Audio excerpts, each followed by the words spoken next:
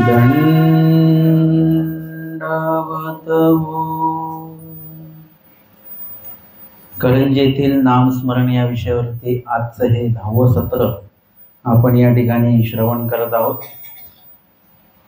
या सत्रामध्ये उत्तरार्ध 609 क्रमांकाची महादाईसा प्रश्ने नाम लीळा स्मरणानुवादू या लीळेचं 5वा भाग आपण घेत आहोत. तव भटी म्हणितले जी जी एक भक्त देवासी पडिये आणि एका भक्तासी देव पडिये. या दोहो माझी भीतरी बरवे असे ते कवण देखे. प्रश्न महादाईसांचा आपण या आधीच या संदर्भामध्ये 2-3 भागामध्ये श्रवण केलेला आहे. महादाईसा स्वामींना विचारतात. जे काही प्रश्न महादाईसांनी केले त्याचं उत्तर आमचे स्वामी देतात आणि महादाईसा विचारतात, जी जी हे भीतरी जे बरवे आहे ते कशाने आम्हाला त्याचं दर्शन होईल. स्वामींनी सांगितलं की जीवासी सकळ संपत्ती ती असंपत्ती, जीवाची परमेश्वर संपत्ती आईसे जय प्रगटे ते भीतरी जे असे ते जे बरवे असे ते दिसे असं महादाईसांना स्वामी सांगतात. याच बरवेपणाबद्दल आता अजून विश्लेषण आहे, म्हणजे अजून प्रश्न आहे भट्टोबासांचा आणि तो प्रश्न देखील महत्त्वपूर्ण असा प्रश्न आहे. स्वामींना भट्टोबास विचारतात, जी जी एक भक्त देवासी पडिये आणि एका भक्तासी देव पडिये.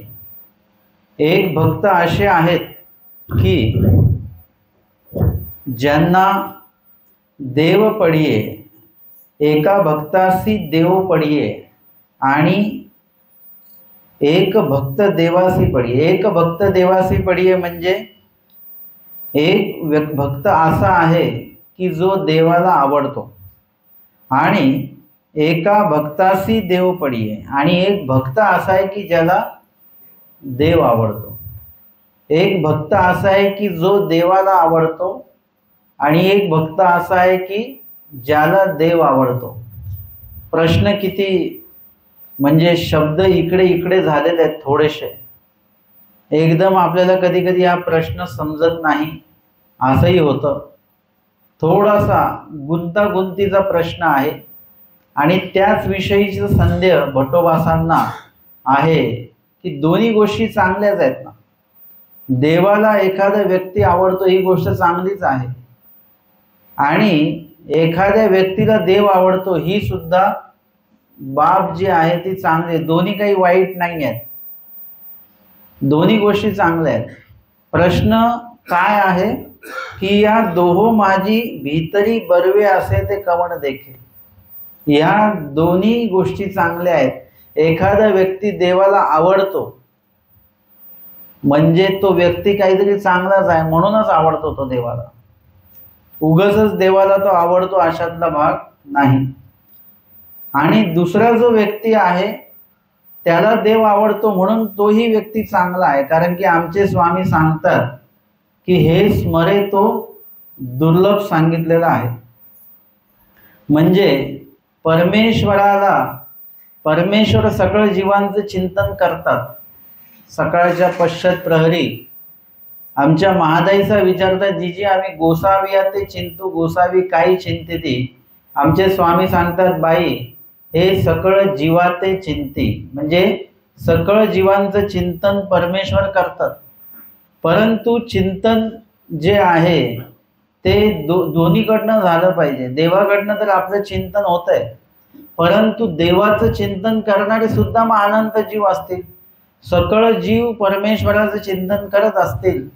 स्वामी सांगतात की नाही, सकळ जीवाचं चिंतन आम्ही करतो, परंतु हे स्मरे तो दुर्लभ म्हणजे परमेश्वराला आठवणारा, परमेश्वराचं चिंतन करणारा जो जीव आहे तो मात्र दुर्लभ आहे. म्हणजे तो सहजासहजी तुम्हाला बघायला मिळणार नाही.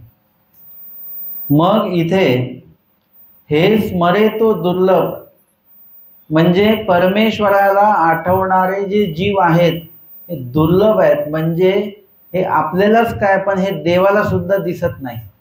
परमेश्वर जे वाडोवाडी गिवसतात म्हणजे तेच गिवसतात की माझं चिंतन करणारं कोणी आहे का. परंतु परमेश्वराला सुद्धा असे जीव क्वचित सापडतात, क्वचित. आणि त्यातल्या त्यात एखादा अधिकारी योग्यता असलेला जीव जर का दिसला, भेटला, तर परमेश्वर सुद्धा काय करतात, त्याला संधी देत राहतात योग्यता वाढण्याची, अधिकार वाढण्याची. सारंग पंडित आहे ज्यांची स्वामींवर बुद्धीच नाही आहे, तरी सुद्धा स्वामी त्यांच्याकडे घरी येतात जातात की त्यांची योग्यता वाढावी, त्यांच्या संदर्भामध्ये त्यांचा जो काही अधिकार आहे तो वाढावा. या दृष्टिकोनातनं परमेश्वर काय करतात, त्यांना सेवा दास्य घडवतात, त्यांचं भोजन वगैरे हे स्वीकार करतात. त्यानंतर दायंबाज सारखे व्यक्ती आहेत त्यांना स्वामी अनुसरा असं म्हणतात. का, त्यांच्याकडे तो अधिकार आहे. तो अधिकार त्यांच्याकडे असल्यामुळेच कदाचित थोडंसं स्वामींनी त्यांना थोडीशी जर का संधी दिली तर काय होतं की त्यांचं कदाचित अनुसरण घडू शकतं बरं. मग त्यांनी म्हटलं, गणपताप्यांनी पण म्हटलं की आम्हाला ही अडचण आहे, ती अडचण आहे, ती अडचण आहे. पण स्वामींनी काय केलं, त्यांना म्हटलं आम्ही त्या सगळ्या जे अडथळे आहेत, अयोग्यता आम्ही सगळ्या नासून टाकू, पण तुम्ही अनुसरा. म्हणजे परमेश्वराला आवडणारा जो जीव आहे एखादा, तो असा आहे की त्याला परमेश्वर आवडत नाही. देवाला तो आवडतो का, कारण की देवाला त्याचे अधिकार योग्यता या सगळ्या दिसतात. महादेव राजाची योग्यता अधिकार देवाला दिसतोय, परंतु त्याला मात्र परमेश्वराच्या भेटीचं जे काही एक त्या पद्धतीचं जे महत्त्व असलं पाहिजे ते नाही आहे. सुरुवातीच्या काळामध्ये 2 वेळा त्याची जी काही भेट टळली ती त्याच्याकडनं टळलेली आहे. त्याला हे लक्षात आलं पाहिजे होतं की या सगळ्या गोष्टींपेक्षा देवाची भेट ही जास्त महत्त्वाची आहे. हत्ती जर का मेलेला आहे वगैरे, मग त्याचा अपशकुन पाळण्यापेक्षा आपण ते अपशकुन जे घडलेलं आहे ते धुवून काढण्यासाठी देवाच्या भेटीला जाऊया. किंवा त्यांनी लक्षात घेतलं पाहिजे की चांगलं कार्य होत आहे आणि त्याला अडथळा निर्माण झालेला आहे, म्हणजे आपण कुठल्याही हालतीमध्ये देवाकडे गेलो पाहिजे. आता तो व्यक्ती जो आहे कदाचित त्याचा जो अधिकार आहे, स्वामी म्हणतात एक दर्शन जर का झालं असतं तर या ठिकाणी जे महादेव राजा आहे ते संपूर्ण राज्य संपादून टाकलं असतं, सोडून टाकलं असतं, त्याग केला असता त्या राज्याचा आणि ते येत अनुसरले असते. म्हणजे असे जे अधिकाराचे जीव आहेत ते देवाला आवडतात, परंतु नुसतंच देवाला आवडून नाही जाणार, देवाला त्या व्यक्तीला सुद्धा देव आवडले पाहिजेत. दोन्हीकडनं घडलं पाहिजे. लक्षात घ्या की जो व्यक्ती एक आहे जो देवाला आवडतो, तो देवाला नुसतं आवडून नाही चालणार, त्याला सुद्धा देव आवडले पाहिजेत. म्हणजे या प्रकारामध्ये दोन्ही गोष्टी पाहिजेत.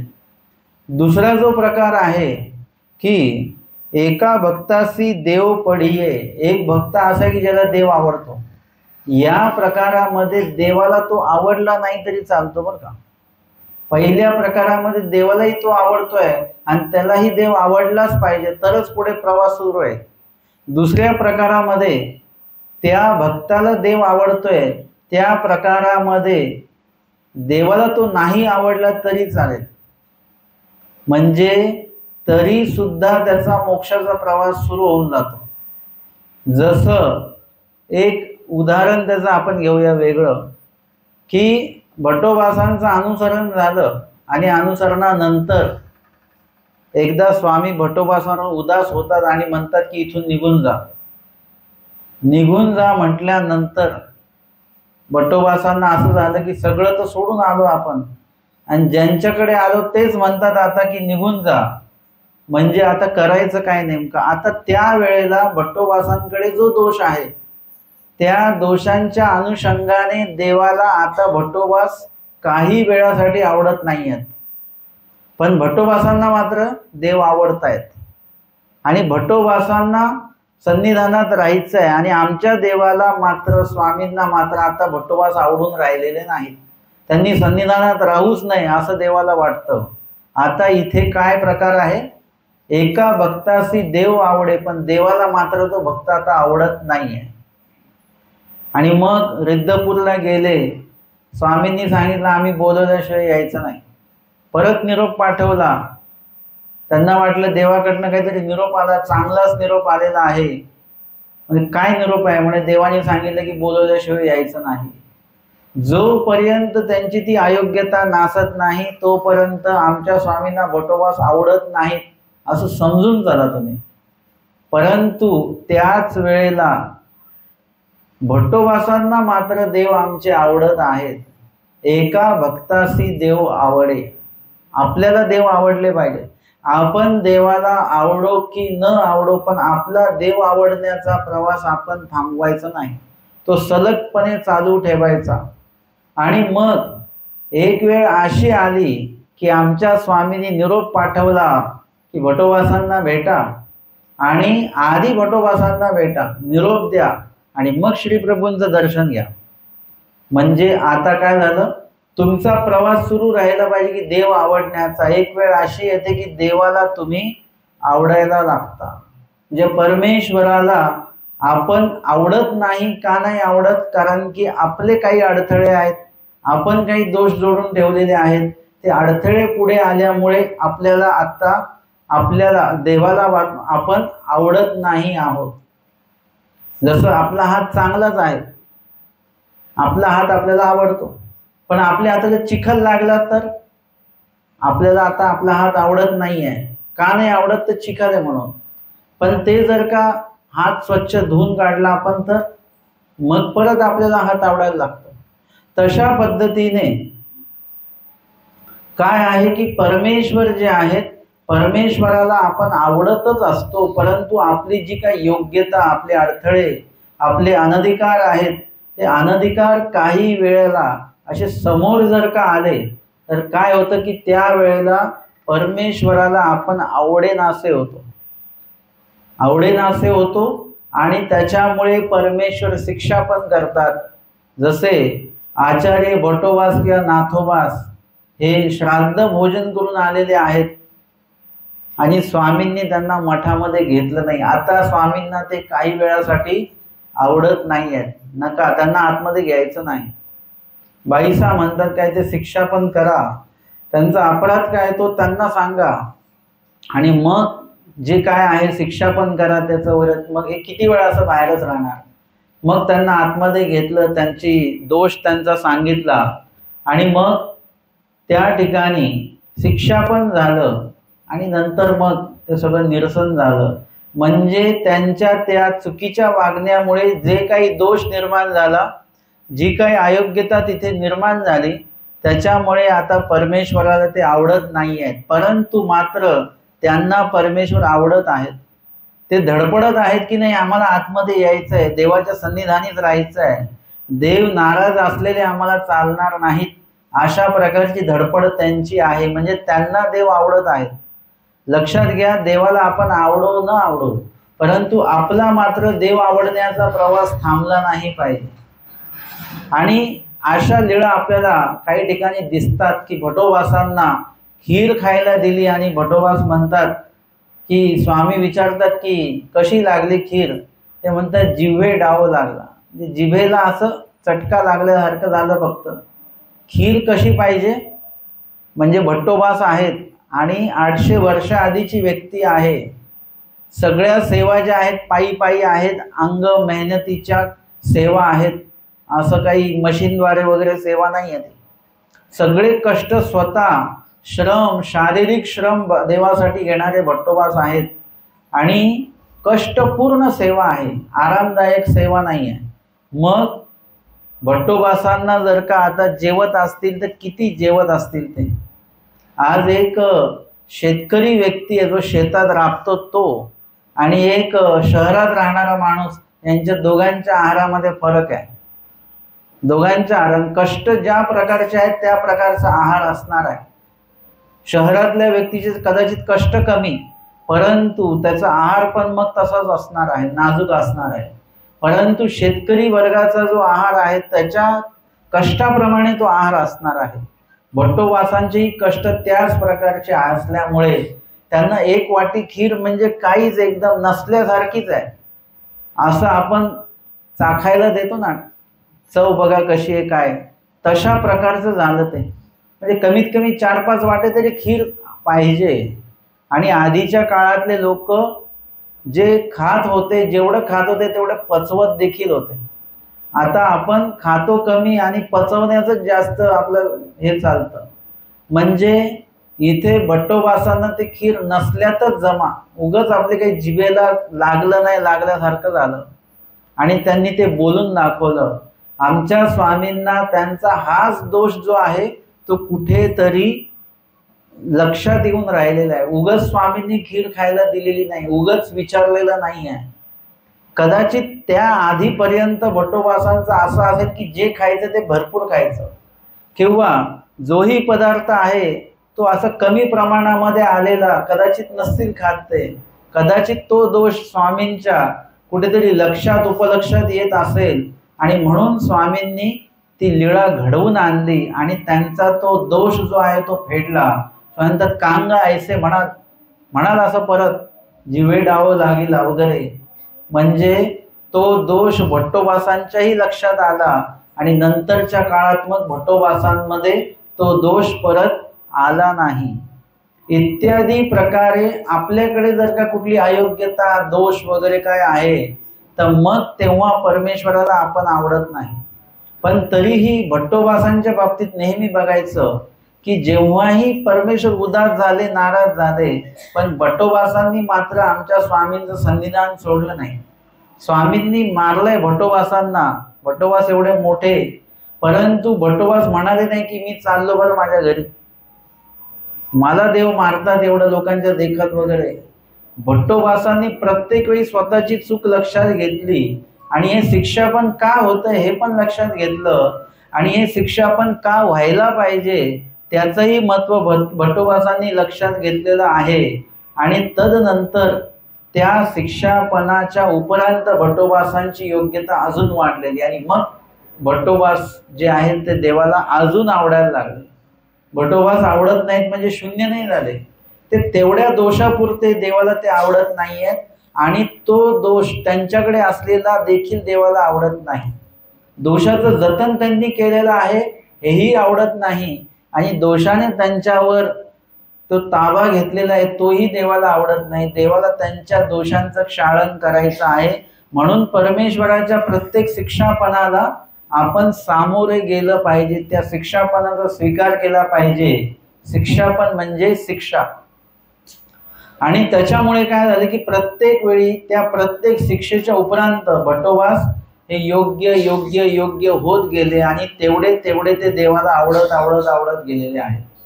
म्हणून इथे 2 भाग झालेले आहेत आणि दोन्ही भागामध्ये आपण बघितलं की देवाला एक जण आवडतो, त्याला देखील देव आवडले पाहिजे तर ते बरोबर होणार आहे. स्वामींनी किती दायंबासांना सांगितलं अनुसरा. स्वामींना त्यांच्या अनुसरणाबद्दलचं कुठेतरी चिंतन आहे, पण त्यांना मात्र अनुसरणाबद्दल कुठल्याच प्रकारचं चिंतन नाही आहे. त्याच्यामुळे त्यांचा प्रवास पुढे चालला नाही. अपोलो आहेत, त्यांच्या बाबतीत देवाचं चिंतन नाही आहे, परंतु महादाईसांनी त्यांचं चिंतन केलं, त्याच्यामुळे देवांनीही स्वामींनी त्यांचं चिंतन केलेलं आहे आणि कुठेतरी त्यांचा जो अडथळा आहे तो अडथळा त्यांचा नासलेला आहे आणि त्याच्यामुळे काय झालेलं आहे की पुढे त्यांचा प्रवास जो आहे त्यांचं अनुसरण घडलेलं आहे. परमेश्वराचं चिंतन तर आहेच त्याच्यामध्ये, पण आपला सुद्धा कड त्याच्यामध्ये काहीतरी असणं तेवढंच आवश्यक आहे. आणि म्हणून इथे काही जीवांविषयी परमेश्वराची अनावड आहे. काळगोटे असतील, मार्कंड असतील, हे जे आहेत हे देवाला अजिबात आवडत नाहीत आणि त्यांना सुद्धा देव आवडत नाही. दोन्ही चालू आहेत. देवाला ते आवडत नाही, त्यांनाही देव आवडत नाही. एका घटनेमध्ये देवाला ते आवडतात पण त्यांना देव आवडत नाहीत. एखाद्या घटनेमध्ये देवाला ते आवडत नाही पण त्यांना देव मात्र आवडतात आणि एखादी घटना अशी आहे की देवालाही ते आवडतात आणि त्यांनाही देव आवडतात. जसं भट्टोबास आहेत, देवाला ते आवडतात, त्यांनाही देव आवडतात. माहीम भट्ट असतील, महादाईसा असतील, बाईसा असतील, दोन्हीकडनं आवड आहे आणि त्याच्यामुळे त्यांचा प्रवास जो आहे तो चांगल्या प्रकारे झाला. त्या दिवशी आम्हाला प्रश्न एकाने विचारला की म्हणे असं भट्टोबासांचं 3.5 वर्षातच कसं काय सगळं चरित झालं, 3.5 वर्षातच त्यांचा कर्मनाश कसा झाला, लगेच ते आचार्य पदाला कसे काय योग्य झाले वगैरे वगैरे, एवढ्या कमी वेळात. प्रॉब्लेम काय आहे की आम्ही 25 वर्ष झाले उपदेश घेऊन, आमचं अजूनपर्यंत काहीच कसं काय नाही झालं आणि त्यांचं 3.5 वर्षात लगेच एवढं कसं काय झालं. त्याचं कारण ते आहे की त्यांनाही देव आवडत होते आणि देवालाही ते आवडत होते. दोन्ही आवडी मिळून हे झालेलं आहे. एकाच कार्याने हे होणार नाहीये. दोन्ही गोष्टी तिथे असल्या पाहिजेत. तर वाड्याला एक जण असेल तर वेळ लागेल, 2 जण असतील तर कमी वेळ लागणार आहे. तसं एकच आवडी असेल, आपलीच आवडी असेल तर खूप वेळ लागेल. पण देवाची पण आवडी जोडली, त्याच्यामध्ये देवाची प्रसन्नता त्याच्यामध्ये जोडली, आपलं कार्य अजून लवकर होणार आहे. जे तुम्ही चालत जाणार आहात ते वाहनाने जाणार, जे वाहनाने जाणार ते तुम्ही बसनी जाणार, तर बसनी जाणार ते तुम्ही ट्रेननी जाणार, ट्रेननी जायच्या ऐवजी तुम्ही विमानाने जाणार. प्रवासामध्ये फरक पडला की नाही? जेवढं तुम्ही जोडलं त्याच्यामध्ये, जेवढं जास्त द्रव्य जोडलं तेवढा तुमचा प्रवास वेगवान होईल. शून्य द्रव्य असेल तर जागेवरच बसून राहू, थोडंच द्रव्य असेल तर चालत जाऊ आपण. त्याच्यापेक्षा जास्त जेवढं तुम्ही ज्या वाहनाचं तिकीट काढणार तेवढं तुमचा प्रवास वेगवान होणार. तसं मोक्षाच्या प्रवासामध्ये आपली एकट्याचीच आवड आहे, आपला प्रवास हळू चालणार 50%. आणि त्याच्यात देवाची जर का आवड आली, म्हणजे देवाला पण जर का आपण आवडायला लागलो तर आपला प्रवास अजून वेगाने होणार. काय होतं की आपल्या याच्यामध्ये थोडीशी धरपकड होते. कधी आपली आवड वाढते आणि देवाची आवड आपल्याविषयी वाढावी, लगेच आपली कमी होऊन जाते, है ना. देवाला आता वाटलं की बाबा मार्गशीर्ष महिन्यात एवढं स्मरण केलं, आता 1 महिन्याने मार्गशीर्ष महिना संपल्यानंतर सुद्धा 11 महिने तुम्ही तेवढं स्मरण करणार आहात. म्हणून देवाची आवडी तुमच्याविषयी वाढायला लागते की लगेच मार्गशीर्ष महिन्याच्या शेवटी तुम्ही उपार वगैरे करून दुसऱ्या दिवसापासून स्मरण बंद करून टाकता. बंद म्हणजे बंदच करून टाकता एकदम. म्हणजे कुठेतरी देवाची आपल्याविषयी आवडी सुरुवात होत नाही की आपण शांत होऊन जातो. तशा पद्धतीने आपली आवड वाढते, नाही वाढत अशातला भाग नाही. पण ईश्वराच्या आवडीचा जोडच त्याला मिळत नाही. देवाला आपण आवडण्यापूर्वीच आपले अनेक विधी बंद होऊन जातात. आपण सकाळी 3ला उठणार स्मरणाला, किती दिवस? 1 महिना, 1.25 महिना, 2 महिने, मग हळूहळू सगळं कमी होऊन जातं. परत शून्यावरून गेलो आपण. मला ते जुने उपदेशी म्हणतात की आम्ही नवीन उपदेश घेतला तेव्हा आमचं खूप स्मरण व्हायचं, आता होतच नाही. हा उलटा प्रवास नाही आहे का? उलटा प्रवास आहे ना हा. उलट नवीन वेळेला आमचं स्मरण होत नव्हतं, आम्ही नवीन उपदेश घेतला तेव्हा. आत्ता आमचं स्मरण चांगलं होतं. असं कुठली बाई म्हणेल का की नवीन आमच्या चपात्या गोल यायच्या, आता येतच नाहीत? असं होतं का? उलट जेवढी तुम्ही जुने होतात चपाती बनवण्यात, तेवढी चपाती गोल गोल गोल चांगली गोल येते. आणि हे असं उलटा प्रवास आहे आपला की आधी चांगलं व्हायचं आणि आता चांगलं होत नाही. म्हणजे आपणच कबूल करतो आहोत की आम्हाला आता देव आवडत नाही, असं आम्ही त्याच्यातनं सांगत आहोत. आम्हाला वेळ मिळत नाही म्हणजेच आम्हाला देव आवडत नाही.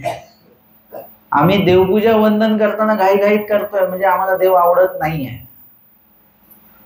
आपल्या आवडीचा पदार्थ घाईघाईत खातो का आपण? घाईघाईत खात नाही. चांगलं चावून वगैरे त्याचा आनंद घेतो, त्याचं चव वगैरे सगळं घेऊन आपण ते सगळंच असतो. आपल्याला तो पदार्थ संपलेला आवडत नाही. कधी कधी तो पदार्थ खाताना आपला संपून जातो, बाकीचे खातायत, इतकं दुःख होतं की आपलाच पदार्थ संपून गेला. म्हणजे आपण लवकर खाल्ला. आपल्या आवडीचा पदार्थ आपण हळूहळू खात असतो, आवड त्याच्यामध्ये घेतो. देवपूजा तेवढी हळू नसते, म्हणजे पटापट केली की झालं.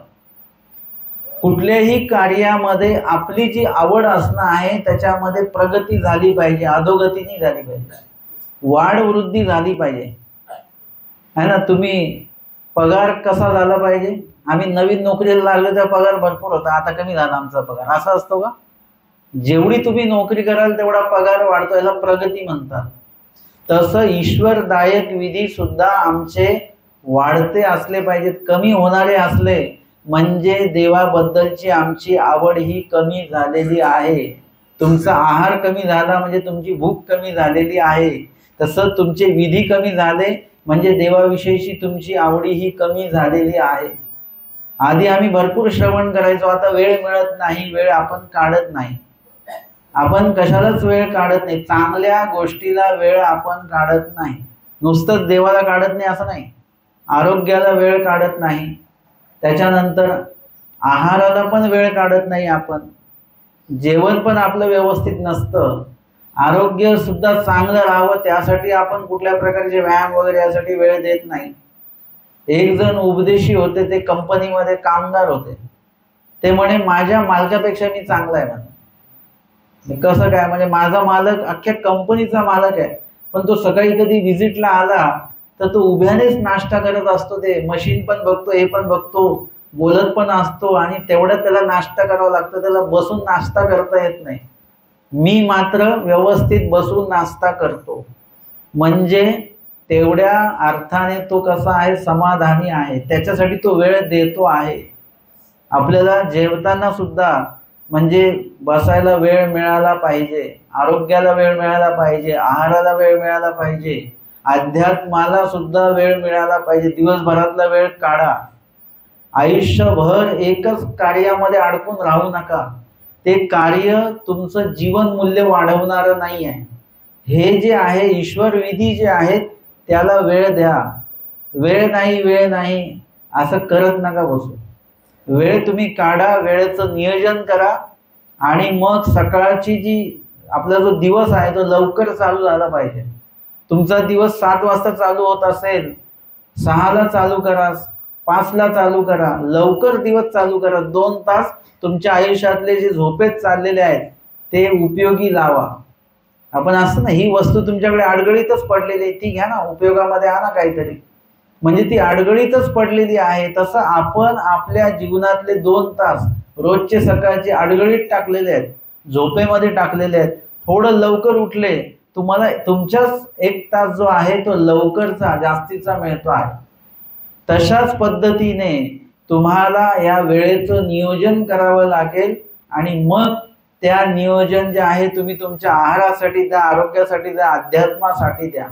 एरवी सगळ्या गोष्टीसाठी वेळ देतो आपण, परंतु अध्यात्मासाठी वेळ देत नाही. फक्त एकच महिना तुम्ही अध्यात्म आचरून बघा. तुमच्या आयुष्यामध्ये, मनामध्ये, वागण्यामध्ये, बोलण्या चालण्यामध्ये तुम्हाला स्वतःला समाधानकारकता वाटणार आहे. आणि म्हणून इथे ही आवड जी आहे देवाविषयीची कमी झाली म्हणजे आपण अधोगतीकडे आहोत. आता सांगा बरं, आपण देवदेव करतोय का? तुम्ही स्वतः जर का म्हणता आधी चांगलं व्हायचं आता होत नाही, आधी वेळ मिळायचा आता मिळत नाही, हे कारण आपण कोणाला सांगतो आहे? कोणाला सांगतो कारण आपण? देवाला कारण सांगू नये. कारण की आपली जी कारणं आहेत ती अधोगतीकडे जाणारी सगळी कारणं आहेत. अधोगतीला गेलो त्याचं कारण आपण देतो आहोत, त्याचं कारण देऊ नका. आपल्याला ऊर्ध्वगतीकडे यायचं आहे. देवाला जर का काही सांगायचं झालं ऊर्ध्वगतीला या, हेच देवाला सांगणं आहे. वेगळ्या तुम्ही कारण देत राहिलात तर चालणार नाही. आणि म्हणून इथे सांगितलेलं आहे की एका भक्तासी देव पडिये, एका भक्ताला देव आवडतो. भट्टोबासांचा प्रश्न आहे, या दोहो माझी भीतरी बरवे असे ते कवण देखे. प्रश्न काय आहे? या दोघांमध्ये ईश्वर स्वरूपाची प्राप्ती कोणाला होते? देवाला जो आवडतो त्याला होते, की ज्याला देव आवडतो त्याला होते? दोघांपैकी कोणाला? भीतरील जे बर्व स्वरूप आहे, स्वरूप हे फक्त भक्ताला दिसतं, ज्ञानियाला दिसत नाही. अप्रोक्ष ज्ञानी दिसेल ज्ञानियाला, परंतु इथे शाब्द प्रेमामध्ये प्रेमियाला ईश्वराचं स्वरूप दिसतं, पण शाब्द ज्ञानामध्ये ज्ञानियाला ईश्वराचं स्वरूप दिसत नाही. म्हणजे ज्ञानियापेक्षा प्रेमियाची आवड जी आहे ही आत्यंतिक आहे, वेचले पण आत्यंतिक आहे, समर्पण आत्यंतिक आहे, ज्ञानियापेक्षा कैक पटीने आहे. म्हणून ज्ञानापसी प्रेम उत्तम असं म्हटलेलं आहे. मग असं जे काही उत्तम साधन आहे त्या उत्तम साधनाद्वारे ईश्वराचं स्वरूप बघता येतं. आणि म्हणून प्रश्न आहे की या दोहो माझी भीतरील जे स्वरूप आहे ते कवण देखे. स्वामी म्हणतात वानर्या देवासी पडिये तयापसी देव पडिये ते निके. हे वचन आहे बरं का स्वामींचं सूत्रपाठामध्ये. भटोबासांचा प्रश्न असा आहे की त्या प्रश्नाचं उत्तर म्हणजे स्वामींचं वचन आहे.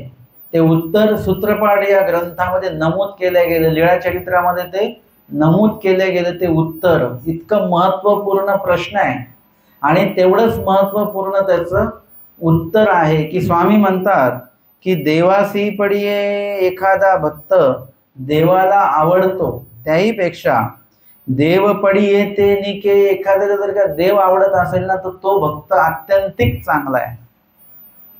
त्याच्या काही आंतरिक गुणामुळे देवाला असं वाटतं बरं का की हा इकडे सहजपणे येऊ शकतो, हा सहजपणे वेळ देऊ शकतो है ना. कधी कधी तुम्हाला काही अधिकरण किंवा साधू तुम्हाला हे करतात, त्यांना अपेक्षा असते की तुम्ही आश्रमात यावं का.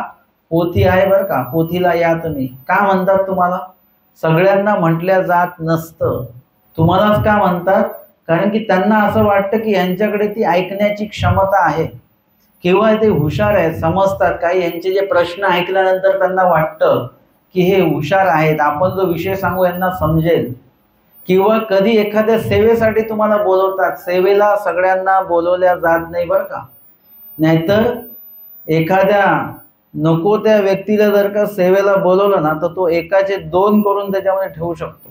जी सेवा करायची ते बाजूला राहील, परंतु नवीनच काहीतरी तो असं काहीतरी करून ठेवेल की त्या सेवेमुळे काय होईल, सगळं नुकसानच नुकसान होईल. असंही ह्याच्यामध्ये होऊ शकते. सेवा जी आपल्याकडे दिली आहे त्या सेवेमध्ये वस्तूचं नुकसान होता कामा नये, व्यक्तीचं नुकसान होता कामा नये, वेळेचं नुकसान होता कामा नये. उलट आपण सर्व गोष्टी ज्या आहेत त्या यथायोग्य प्रकारे उपयोगी लावल्या पाहिजेत. त्याच्यातनं दोन पैसे वाचवले पाहिजेत, वेळही वाचवता आला पाहिजे. का सेवा जी आहे ती पण उत्तम प्रकारे झाली पाहिजे. अशा पद्धतीने जर का आपण त्या सेवेच्या उपयोगी असू, ज्ञानाच्या उपयोगी असू. जसं आमच्या स्वामींना निरूपण करायचं आहे आणि कोण पाहिजे तिथे समोर? प्रल्हाद बाईसा आहेत, बाईसा पण आहेत, पण पाहिजे कोण देवाला? भट्टोबासच पाहिजे, दुसरं तिसरं कोणी नको. तरी देखील प्रल्हादबाईचं निरूपण केलं गेलं, परंतु भट्टोबास आले की परत निरूपण केलं गेलं. म्हणजे त्यांना सांगणं हे आवश्यक आहे. महादाईसा यांना स्वामी निरूपण करतात. पूस प्रश्न जिज्ञासा असेल ते कार्य त्याच व्यक्तीला, सेवा असेल तर भट्टोबासच आहेत तिथे. म्हणजे भट्टोबास हे शक्यता सगळ्या याच्यामध्ये भक्तांमध्ये एकदम 99% स्वामींच्या पूर्ण पसंतीस उतरले आणि सेवा करून 100% स्वामींच्या पसंतीस उतरलेले आहेत. म्हणजे अशा पद्धतीने देवाला कोण आवडतं? जे देवाच्या उपयोगी पडणारे आहेत, देवाच्या उद्धरण करण्याच्या उपयोगी पडणारे आहेत, देवाच्या साधकांच्या उपयोगी पडणारे जे व्यक्ती आहेत. या प्रकारे देवाच्या प्रत्येक कार्याला उपयोगी पडणारी जी व्यक्ती आहे ती बरोबर देवाला आवडत असते. आणि म्हणून आपल्यालाही देव आवडले पाहिजे, देवालाही आपण आवडलं पाहिजे. दोन्ही घटना घडल्या पाहिजेत बरं का. मुळात आपल्यालाच देव आवडत नाहीत. आपण जे देवाचे जेवढे काही कार्य करतो ते सगळे सहेतुक करतो, त्याच्यामुळे देवाला आपण आवडण्याचा काही प्रश्नच येत नाही. आणि सर्व कार्य सहेतुक असल्यामुळे व्यावहारिक आहे, मोबदला आहे फक्त. तेवढ्यापुरतं तेवढं असल्यामुळे आपल्यालाही देव आवडत नाही. आपलं काम आटोपलं की संपला विषय, देवाचा आणि आपला काही संबंध नाही. म्हणजे दोन्ही, देवालाही आपण आवडत नाही आणि आपल्यालाही देव आवडत नाही. मग भीतरील स्वरूप पाहण्याचा विषय आपल्या दूर दूरपर्यंत काहीच आपण समजायचं नाही की आपल्या देवाचं दर्शन होईल म्हणून, असं होणार नाही. म्हणून इथे स्वामी सांगतात की तयापसी देव पडिये ते निके. तयापसी म्हणजे देवाला एखादा आवडतो त्याच्यापेक्षा देव ज्याला आवडतो तो उत्तम पुरुष आहे. यावरी बटी पुसले जी जी, हे देखिले तैसे आठवी जे, या धर्मासी कवन कवन अधिकारी असती. हे देखिले तैसे आठवी जे म्हणजे हे जे काही वचन स्वामींनी सांगितलेलं आहे, स्मरण सारोळ्यातलं त्याग 26 वचने त्यागानंतर 27वं जे वचन आहे ते हे देखिले तैसे आठवी जे, इथून 7 वाक्य स्मरण वाक्य येतात. मग याची जी सुरुवात आहे स्मरण वाक्याची की हे देखिले तैसे आठवी जे, या धर्मासी म्हणजे स्मरण धर्मासी. धर्म म्हणजे काय? जीविते धरिला सांडिताहीन संडे, शेवटपर्यंत त्याला धर्म असं म्हणतात. धरसोड धरसोड आहे त्याला धर्म म्हणत नाही. कधी वाटलं केलं कधी वाटलं नाही केलं त्याला धर्म म्हणत नाही. धर्म म्हणजे शेवटपर्यंत. श्वास आपण कसा घेतो, कधी कधी घेतो कधी कधी नाही घेत का? कसं करता तुम्ही? नेहमी घेता की कधी कधी? म्हणजे श्वास घेणं आपण धर्म केलेला आहे आपला. हा आपण कधी श्वास घ्यायचं सोडत नाही. ज्या दिवशी सोडलं, कधी जेव्हा देह सोडायचा असेल त्या दिवशीच हे कार्य आपण सोडतो. नाहीतर तो धर्म झालेला आहे आपला की जीविते धरिला सांडिताहीन संडे, शेवटपर्यंत. अशा पद्धतीने परमेश्वराचं जे काही स्मरण धर्म आहे, चिंतन धर्म जो आहे तो आपण धारण एकदा केल्यानंतर तो शेवटपर्यंत जो जन्मक्षेपी झालं पाहिजे आपल्या बाबतीमध्ये. त्या नामस्मरणाने आपल्या जे काही साधना आहे ती देहपर्यंत मरेपर्यंत ती साधना केली पाहिजे. काही जण सांगतात की हे अमक्या अमक्यांना स्मरण 24 तास स्मरण त्यांचं चालूच राहायचं, गाठी कधी पण हातामध्ये आहेच आहे. तर शेवटच्या काळामध्ये ते थोडेसे बेशुद्ध अवस्थेत असताना देखील त्यांचं हातात गाठी नाही आहे, पण बोट मात्र त्यांचं गाठी फिरवल्यासारखंच. म्हणजे इतकं ते त्यांच्या सरावाचं झालेलं आहे, इतकं ते भिनलेलं आहे त्यांच्या अंतःकरणामध्ये. नाम त्यांच्या मुखामध्ये सुरूच आहे, ते घ्यावं लागत नाही. आत्ता आम्हाला स्मरण करावं लागतं. तुम्हाला स्मरण एवढं भिनलं पाहिजे की स्मरण तुम्हाला करावं नाही लागलं पाहिजे, स्मरण तुमचं झालंच पाहिजे. तुम्ही नाव नाही घेतलं तरी सुद्धा तुमच्या अंतःकरणात परमेश्वराचं चिंतन सुरूच राहिलं पाहिजे. तुम्हाला आवर्जून घ्यायची गरज नाही आहे. श्वास आपल्याला आवर्जून घ्यावा लागतो का? आता तुम्हाला कळलं असेल की आपण श्वास घेतोय. आतापर्यंत जाणवत होतं का तुम्ही श्वास घेताय म्हणून? की कधी कधी असं होतं की ते व्यक्ती का मेले बरं? ते श्वास घ्यायचंच विसरले ते म्हणून मेले, असं होतं का? श्वास घ्यायचं राहून गेलं त्यांच्याकडनं, असं होतं का? श्वास बेमालूमपणे आपण घेतच असतो. मी तर चिंतन केलं, जागेपणी श्वास, भांडताना पण श्वास घेतोच आपण, विसरत नाही. झोपलेलो असलो तरी श्वास, गाढ झोपलेलो असले तरी श्वास, साखर झोपेत तरी श्वास घेतोच आपण, बेशुद्ध पडलो तरी श्वास घेतोच, कोमात गेलो तरी पण श्वास घेतो आपण. कोमात गेलेला माणूस पण श्वास घेतो. श्वास घेणं आपण कधी सोडत नाही. म्हणजे इत्यादी प्रकारे ते भिनलेलं आहे. श्वास घ्यावा लागत नाही आपल्याला, आवर्जून वेळ काढून श्वास घ्या असं नाही. आपोआप तो श्वास येतो जातो, ही प्रक्रिया सुरू आहे. तसं स्वभाववत ईश्वर आणि ईश्वराचं नाम स्मरण असं तुम्हाला घ्यायची गरज नाही की बाबा त्याच्यासाठी स्पेशल गाठी घ्या आणि मग ती गाठीचं मनी असं ओढा आणि मग देवाचं नाव घ्या. किती कष्ट आहे त्याच्यामध्ये. स्वाभाविकपणे देवाचं नाव आपल्यामध्ये भिनलं पाहिजे की देवाशिवाय दुसरं कुठलंही नाम तुमच्या मुखात यायची आवश्यकता नाही, सतत ते असलं पाहिजे.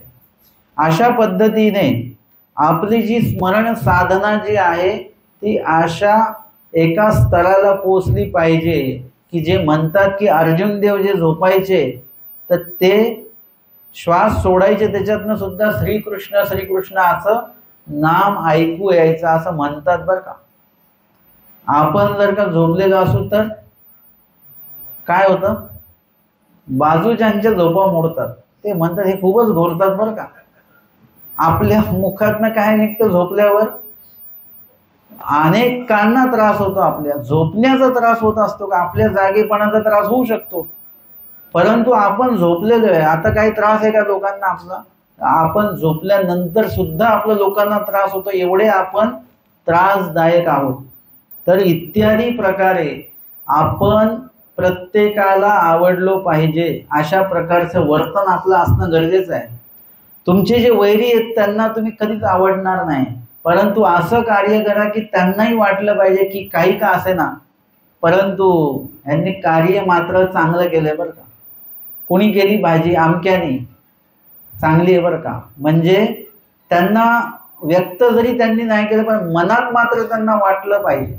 मी जे उदाहरण देतो की तुम्ही सुगंधित अगरबत्ती लावलेली असेल तर की तुमचे जे तुम्हाला ज्यांना तुम्ही आवडत नाही त्यांना ती सुगंध आवडेल की नाही आवडेल? आवडेलच.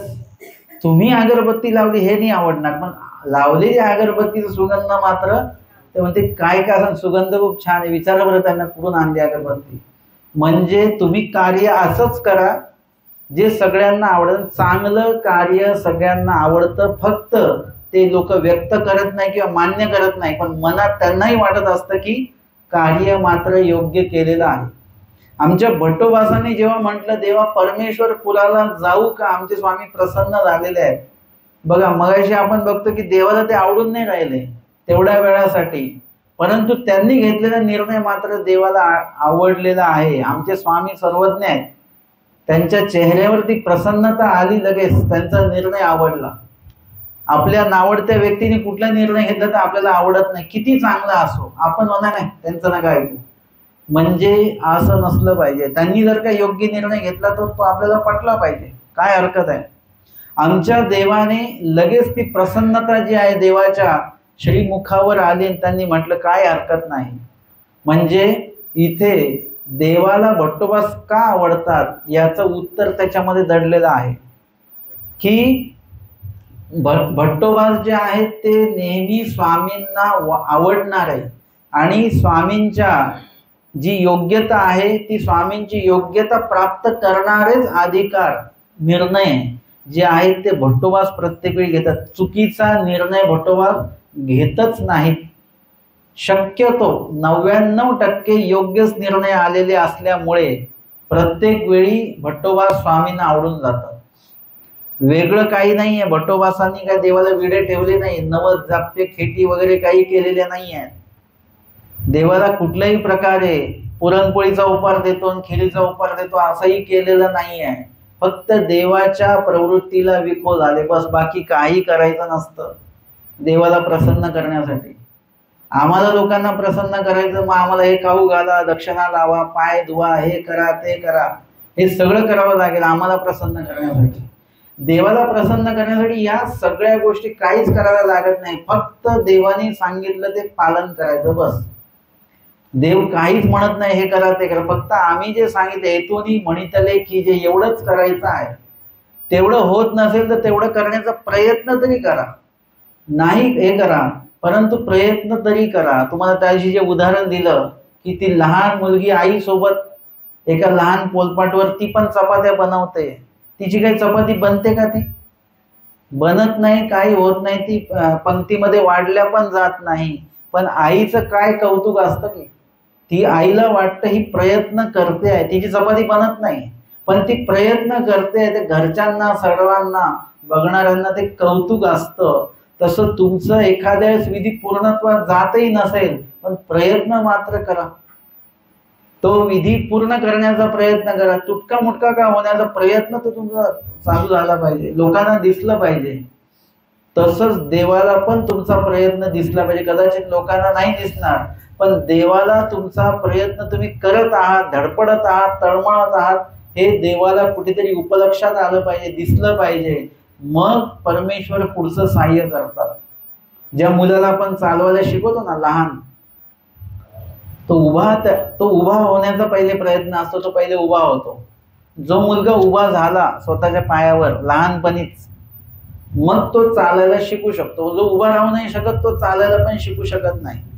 म्हणून तो जेव्हा उभा राहतो त्यावेळी आपण त्याला काय म्हणतो, असं असं करतो, चाल चाल, त्याला थोडस पुढे यायला सांगतो आणि तो 2-3 पावले टाकले की त्याचा तोल जातो. मग तेव्हा तुम्ही काय करता, तुम्ही पडू देता का त्याला? हा, नाही, त्याला पडूच देत नाही तुम्ही, लगेच त्याला हात देता, उचलून नसतं घ्यायचं त्यावेळेला. त्याला त्याच पोझिशन मध्ये त्याला आधार द्यायचा असतो, की आधार भेटले की परत चालायला मिळतं बरं का. त्याला तोल का जातोय की त्याचा बॅलन्स त्याचा होत नाहीये, समतोल तो राखू शकत नाही. तो समतोल जर का राखता आला तर आपल्याला चालता येतं. तशा पद्धतीने आपण प्रयत्न करायचे. आपला तोल जिथे जातो, आपला विधी जिथे बंद पडायला जातो, तिथे परमेश्वर काय देतात, आधार देतात. आमचे स्वामी सारंग पंडितांना असं श्रीकर देतात आणि इकडे खेचून घेतात. स्वामी आम्हाला श्रीकर देऊन राहिलेले आहेत, आधार देऊन राहिलेले आहेत. किंवा साधाईचा आहे, त्यांना स्वामी काय करतात, श्रीकर असं देतात. हाताची काही नखे लागली ना लागली हात ओढून घेतात आणि स्वतःचा श्रीकर स्वामी ओढून घेतात आणि आपोआपच त्या वर येतात. ते म्हणतात, देवा माझ्या बोटाला तुमची काही नख लागली नाही लागली आणि मी वर कस काय आले. स्वामी सांगतात, जीव ऐसे अधमुख असती, परमेश्वर ऐसे वर पडून पाहती असती, एखादा ऐकू ऐसी वरुती वास पाहिजे तर ऐसाची काळीजे. म्हणजे फक्त जीवाने वर बघायचं, आम्ही लगेच त्याला वर घेणार आहोत. कष्ट आपल्याला काहीच लागणार नाही. सगळे जे काही कार्य आहे, साह्य आहे, ते देव करणार आहेत. सारंग पंडितांना तिकडच्या काठावरून इकडच्या काठाला घेतलं, काही सारंग पंडितांना करावं लागलं नाही, फक्त हात पुढे करावा लागला, स्वामींच्या श्रीकराकडे हात करावा लागला, बस एवढंच करावं लागलं. एवढंच करावं लागतं देवाच्या कार्यामध्ये. खूप काही कष्ट घ्यावे लागत नाही, पण कष्टाची तयारी मात्र पूर्ण असू द्यावी लागते, की मग परमेश्वराचं साह्य जे आहे ते उत्तम प्रकारे आपल्याला प्राप्त होत असतं. आणि म्हणून इथे सांगितलेलं आहे की देवासी पडिये तयापसी देव पडिये ते निके. या सर्व कार्यासाठी आपली देवाविषयीची आवडी असली पाहिजे. आमचे चांगदेव भट जेव्हा रिद्धपूरला स्वामी निघालेत, त्यांना आवड आहे की देवासोबत जायचं आहे मला. एवढं म्हणजे लहान आहेत वयाने. स्वामी म्हणजे आगाध चक्रवर्ती आहे, स्वामींसोबत राहायचं म्हणजे असं असं कसंही राहता येणार नाही. तिथे त्यांना काय करावं लागेल की एकदम शिस्तीमध्ये राहावं लागणार आहे. त्याचा अनुभव त्यांना आहे. मग असं शिस्तीमध्ये राहता येईल का? नाही राहता येणार. परंतु त्यांची आवड अशी आहे की स्वामींच्या प्रत्येक शिस्तीमध्ये राहायला ते तयार आहेत. बाईसांना विचारतात की देवाला स्वामींना विचारा, मला पण रिद्धपूरला यायचं आहे. संस्कार बघा कसे आहेत. सरळ स्वामींना नाही विचारलं, बाईसांना विचारलं. बाईसांनी स्वामींना विनंती केली. स्वामी तर ठीक आहे, परंतु त्यांना आधी घरी जाऊन यायला सांगा आणि मग तिकडून आल्यानंतर जाता येईल. म्हणजे स्वामींसोबत जाण्याचा संस्कार आहे, आवड आहे. आणि गेल्यानंतर असं नाही की 2 दिवसांनी परत घरची आठवण आली, तसं नाही. त्यांना तर स्वामींनीच पाठवलं घरी की जाऊन भेटून या. आणि पूर्ण वेळ स्वामींसोबत राहिले, रिद्धपूरला राहिले, स्वामींची सेवा केली, भिक्षा मागून आणायचे. या सर्व गोष्टींची चांगदेव भटांना मुळातच आवड आहे.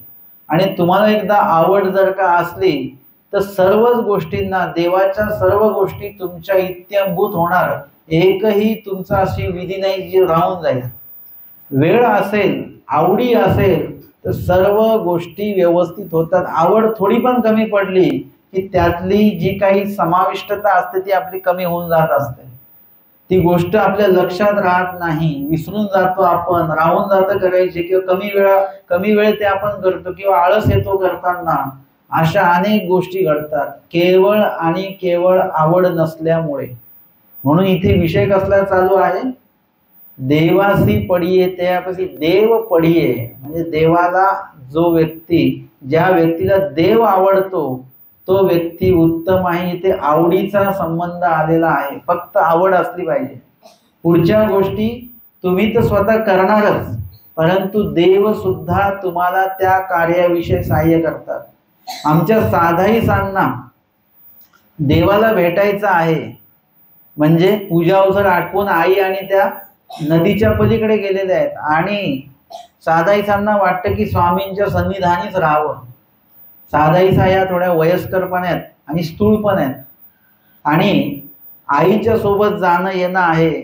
आईला थोडे उठवत आहेत की आपल्याला स्वामींकडे जायचं. ते रात्री वडील असे, अजून उशीर आहे, भरपूर सकाळ व्हायला, रात्र खूप मोठी आहे, तर तुम्ही थोडं थांबा. परत साधायचं उठतात, परत झोपतात, परत उठतात, परत झोपतात. सकाळ होते, म्हणजे सकाळचे 4 वगैरे वाजतात असे, आणि परत साधाईचा आईला उठवते आणि म्हणतात की स्वामींच्या भेटीला चला, पूजा अवसर सुरू होऊन जाईल वगैरे. म्हणतात हे बघ तुला जायचं तर जा, मला झोपायचं आहे. त्यांची आवड कशात आहे? झोप घेण्याची. आणि साधाईसांची आवड कशात आहे? भेट घेण्याची. झोप आणि भेट याच्यामध्ये हे सगळं जे आहे रात्रभर असं चालू आहे. आणि आईला मात्र काही आवड नाही. आई म्हणते तुला जायचं तर जा. साधाईसा आमच्या जातात, आवडीस्तव जातात. लक्षात घ्या, रात्रीची वेळ आहे, काळोख आहे, नदीला पाणी आहे. काळोखाच्या वेळेला नदीमध्ये कोण उतरेल? आपली तर हिंमत नाही होणार. आणि त्याच्यामध्ये ती नदी जी आहे ती नवीन आहे त्यांच्यासाठी. खोल कुठे आहे, उतार कुठे आहे, आणि वरचा भाग चढण कुठे आहे वगैरे हे त्यांना माहिती नाही. उताराच्या भागाकडनं जायचं, नदी जर का ओलांडायची असेल तर मग विशिष्ट रस्त्यानेच ते जावं लागतं नदीतनं, की जिथे नदी खोल नाही आहे त्या भागातनं जावं लागतं. साधाईसांची आवड एवढी आहे की कसलाच विचार केला नाही, सरळ नदीमध्ये उतरल्या. आणि पायाखाली मग वाळू लागे ना, जमीन लागे ना, पाय पाण्यामध्ये तरंगायला लागले. पाण्यामध्ये डुबकी म्हणजे त्यांना नाका तोंडामध्ये पाणी जायला लागलं. साधाईसांचे लक्षात आले की आता आपण बुडणार आहोत. कुठे जायचं आहे? देवाकडे जायचंय, देवाच्या भेटीला जायचंय. पूजा अवसराचं सगळं डोक्यामध्ये आहे. गेल्यानंतर ही सेवा करू, ती सेवा करू, लीळाचरित्रामध्ये नाहीये बरं काय. परंतु साधाईसा स्वामींकडे जाणार आहेत, तर त्यांच्या डोक्यात हेच राहणार की नाही? तुम्ही एखाद्या सोहळ्याला जाता, मंदिरात जाता, आश्रमात जाता, तर तुमच्या डोक्यामध्ये असतं ना की आपण जाऊन ही सेवा करू, ती सेवा करू. हे सेवेचं तुमच्या डोक्यामध्ये विचार चालू असतात. साधाईसांच्या डोक्यात ते सुरू असेल आणि त्या विचारामध्येच ते नदीचा उतार चुकले आणि ते बुडायला लागले. आणि मग आता कोणाकडे चाललोय आपण? देवाकडे चाललेलो आहोत. मग आता हाक कोणाला मारायची? देवालाच मारायची. बुडतोय कुणामुळे? बुडतोय कुणामुळे? देवामुळेच बुडतोय. मग आता हाक कोणाला मारायची? देवालाच मारायची. आणि लगेच देवानी पण त्यांना असं नाव नाही घेत तर लगेच काठावर आल्या. नाव घेतलं देवाचं, लगेच काठावर आलेले आहेत. त्यांना आश्चर्य झालं, समोर स्वामी आहेत. मग त्यांना आश्चर्य झालं. आता स्वामींनी त्यांना का तारलं? कारण की बुडत सुद्धा कोणासाठी होते? देवासाठीच बुडत असल्यामुळे देवाची जबाबदारीच झाली आता ती आमच्यासाठी बुडताय. ते जे नदीचा उतार वगैरे काहीच न तपासता आले, आम्ही काय चूक काढणार? त्यांनी नदीचा उतार आधी तपासला पाहिजे. त्यांच्या त्या अज्ञानामुळे ते बुडतायत नाही, त्यांचं आवडीमुळे ते बुडतायत. त्या आवडीमुळे त्यांच्या लक्षातच नाही राहिलं की नदीचा उतार आहे या भागामध्ये. आवडी एवढी भरलेली आहे त्याच्यामध्ये. आजकाल नाही का मोबाईलमध्ये एवढे गुंतलेले असतात की ते रस्ता पण क्रॉस करून जातात. आमचे सन्मित्र, आम्हाला रस्ता क्रॉस करायचा आणि ते मोबाईलमध्ये काही बघत होते आणि चालले. आता आम्ही गाडी बघत चाललेलो, मी इकडे बघितलं तर हे खाली मोबाईलमध्ये बघत रस्ता क्रॉस करतायत. थांबवलं, म्हटलं मोबाईलमध्येच बातमी येऊन जाईल तुमची, मोबाईल ठेवा. आणि म्हणजे इतकं गुंतलेलं आहे की समोरून काही वाहन येत आहे त्याची काय आपल्याला इजा होईल, अपघात होईल याचं लक्ष नाही. ही कसली आवड आहे? मोबाईलची आवड आहे. त्याच्यात जीवाची पर्वा आहे का? नाही. आता हीच आवड आमच्या साधाईसांची, ती मोबाईलची आवडी नाही, ती कसली आवडी आहे? देवाची आवडी आहे. आता ह्या देवाच्या आवडीमध्ये आता तुम्हाला हे उदाहरण दिल्यामुळे साधाईसांचं तुम्हाला लक्षात आलं असेल की त्या आवडीमुळे त्यांना कशाची पर्वा नाहीये. चाललेत आपले देवाकडे, लवकर पोचायचं आहे. 1 प्रहर आधी गेलो पाहिजे होतं, 1 प्रहर उशिरा पोहोचतोय. आणि त्याच्यामध्ये त्या आवडीमुळे पाण्यात उतरले, देवाच्या भेटीला चाललेले आहेत म्हणून देवाने वाचवलं.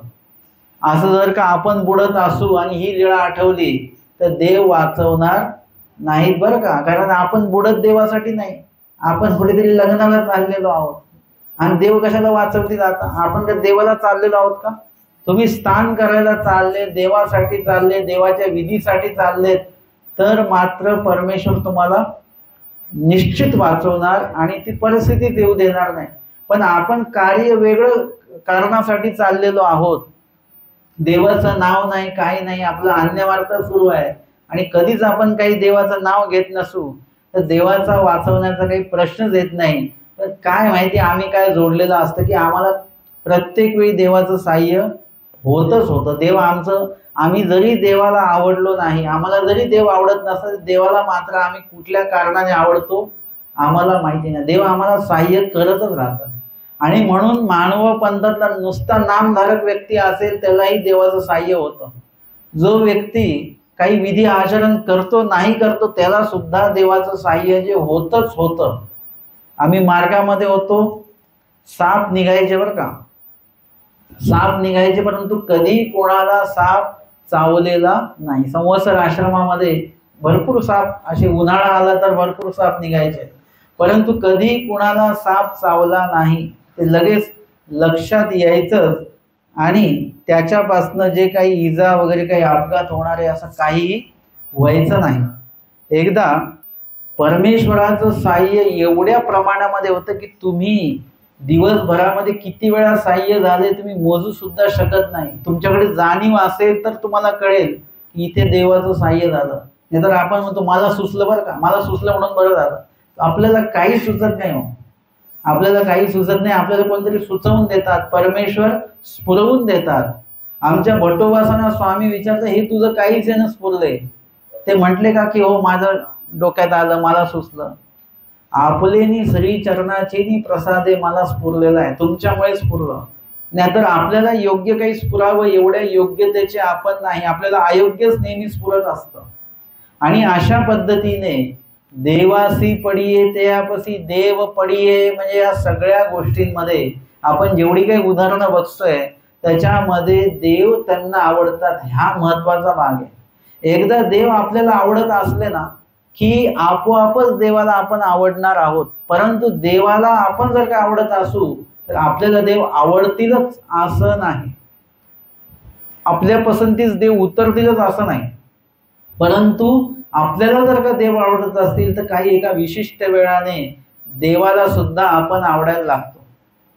अशा किती लीळा घ्यायच्या की दादोस वगैरे सगळे 8-9 लोक स्वामींच्या भेटीला येत आहेत आणि ज्या गावाला जातात ते म्हणतात स्वामी कालच पुढच्या गावाला गेले. तिथे गेले की देवाची भेट होईल, ते म्हणतात कालच स्वामी गेले. असं स्वामी भेटच देत नाही. वागळीला आले, वागळीला भेटले की आता स्वामी इथे भेटणारच. ते म्हणाले स्वामी कालच गेले इथून. ते म्हटले हे काय चालू आहे, 7-8 ठिकाणं झाली, एकाही ठिकाणी देव भेट द्यायला तयार नाहीत. म्हणजे देवाला आपली भेट आवडत नाहीये. पण यांना मात्र देवाची भेट पाहिजेच, आवडते. म्हणजे ती कंटिन्युटी, सलगता ती राहिलेली आहे. हे जरी म्हटले असे की जाऊ दे आता देव भेटत नाही, जाऊ दे माघारी जाऊ आपण, तर मग तो लाभ तिथे संपून गेला असता. आणि मग ते म्हणतात दादोस आणि महादाईसा की आता स्वामी भेटल्यानंतर जे चरणोदक आहे तेच उदक आणि जे उचिष्ट प्रसाद आहे तोच जेवण. जर का स्वामी भेटले नाही तोपर्यंत पाणी प्यायचं नाही, तोपर्यंत जेवायचं पण नाही.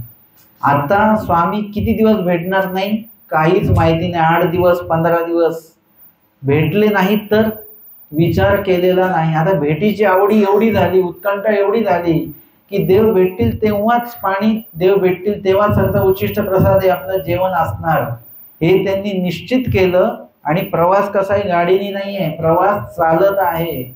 चालणाऱ्या माणसाला पाणी हे लागतच लागतं. किती दिवस देव भेटणार नाही माहिती नाही. आणि मग कनाशीच्या दिशेने निघाले. जिथे यांनी हा निश्चय केला इकडे या जागेवर उभं राहून, स्वामी सेम टाइम ज्या जागेवर तिथे होते तिथे स्वामी बाईसांना म्हटले बाई आता थांबावं लागेल बरं का. तिकडे त्यांचा निश्चय झाला की देव भेटल्याशिवाय पाणी आणि जेवण जेवायचं नाही, तिथेच देवाचा निश्चय झाला की आता पुढे जायचं नाही, थांबावं लागेल. काही समजत का?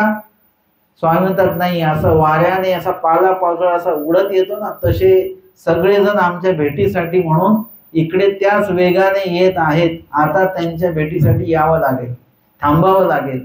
का थांबावं लागतंय?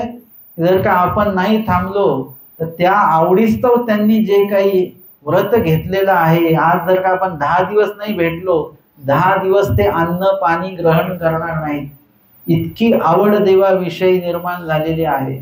आपण केलं का असं देवाविषयी, देवासाठी कधीच केलेलं नाही. आपण फक्त आम्ही म्हणतो की आम्ही भात सोडला, कशासाठी? देवाला सोडला. देवाला का सोडला म्हणजे कशासाठी? नाही मग ते आमचं असं असं झालं तर मग आम्ही म्हटलो असं झालं तर आम्ही भात सोडू. तर देवासाठी सोडणं थोडीच होत आहे. देवासाठी सोडायचं असेल ना तर ते गोड भात आमक टमक हे नका सोडू. सोडायचं तर प्रपंच सोडा, वन टाइम. याचं छोट्या मोठ्या गोष्टी सोडून देव भेटणार नाही. सोडायचं असेल तर ज्याच्यामध्ये ममत्व आहे, जे सोडू शकत नाही असं प्रपंच सोडा. महादाईसांनी दादोसांनी जे सोडलेलं आहे पाणी आणि अन्न, हे साधारण गोष्ट नाही आहे. आणि त्याचा कालावधी त्यांना माहिती नाही की किती दिवस सोडायचं आहे. तुमचं तरी ठरलेलं असं की 1 महिना आम्ही भात खाणार नाही, यांचं तसं काहीच निश्चिती नाही आहे. आणि त्या वेळेला मग स्वामी तिथे थांबतात. परमेश्वर लगेच सहाय्य करतात का? आतापर्यंत भेटायचं आहे, भेटीची जी आवडी आहे, ज्या स्तराला ती आवडी पाहिजे, ज्या टक्केवारीत ती आवडी पाहिजे, त्या टक्केवारीमध्ये ती आवड नाही आहे. आपल्याला पण मी काल सांगितलं ना, आत्ता या क्षणाला देव भेटू शकतात. फक्त त्या स्तराची आवडी आत्ता जर का तुम्ही वाढवली या क्षणाला, तर लगेच देव भेटतील आपल्याला. भेटायचं का? लग्न आहे गावात, उद्या समाप्ती आपली है ना. तुमचे पुढचे काही ठरलेलं आहे, हळद आहे, अमक आहे टमक आहे, हे सगळं सोडून देवासोबत कसं जायचं आपण?